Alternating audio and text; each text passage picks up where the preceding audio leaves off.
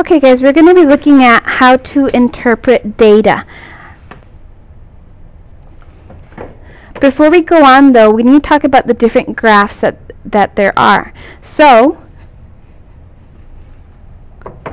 we have circle graphs. You might have seen these before. Circle graphs are basically you've gotten your data and you've represented it with a circle.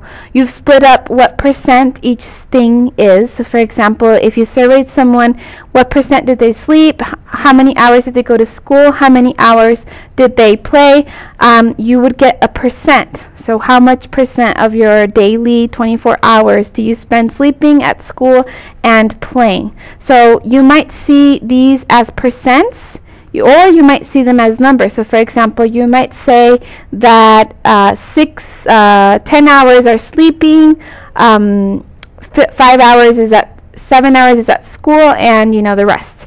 So that's what you might see in a circle. They also call this a pie graph.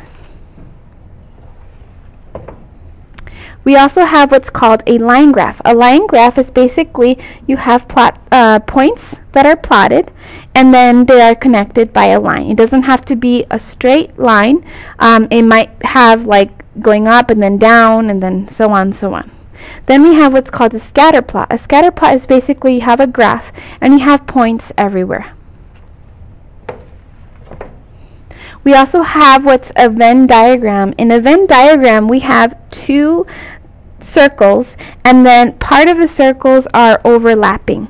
And in the Venn diagram, basically what's happening is you have two things. This part of the circle shows you where it's only this, in this case cats. This part of the circle shows you where it's only dogs. And then we have what's in between, which is for both. We will actually see a video more in depth of how to make these Venn diagrams and how to read them.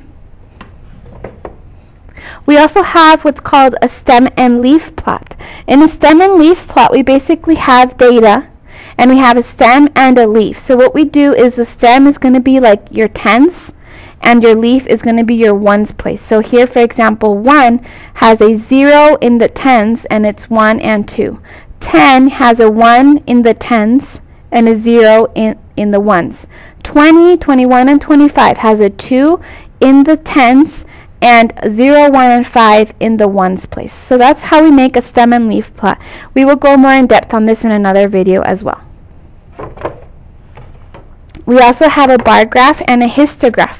A bar graph is basically you have two things. It could be words, it could also be numbers.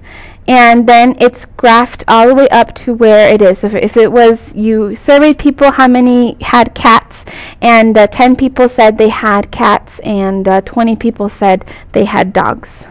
So a histograph is similar to a bar graph. The only difference is that it's connected, and you will have more than one thing on the bottom. It might be like cats and dogs, and then ferrets and birds.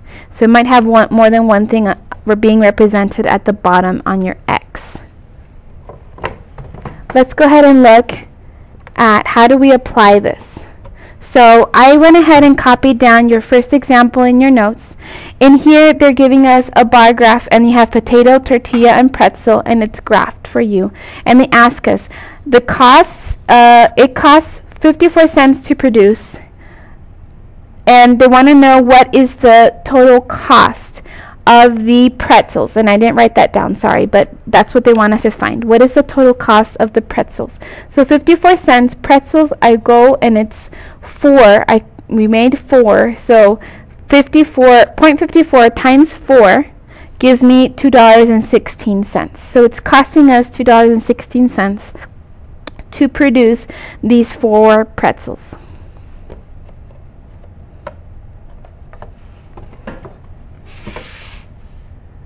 Okay, here we have this question that's asking us, there's more pounds of potatoes. How many more pounds of potato chips were sold than tortilla chips? So if I look back at my graph, on my graph I can see that potato chips is up at 11, and then I can see that tortilla chips is at 8.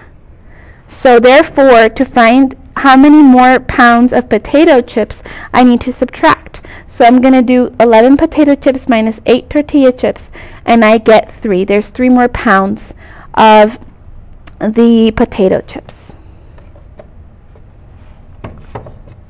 In the third question, they give us a different graph. In this graph, we are dealing with different people that went to, I think it's a theme park, like an amusement park. So how many under 2, 2 to 5, 6 to 12, it's broken down by age group. So they want to know, there's more, you want to see if this is true or it's false. There is more than twice as many 6 to 12-year-olds that attended the park as 2 to 5-year-olds. Well, let's take a look. 6 to 12-year-olds, there's 350 that attended. That's what this means on this graph.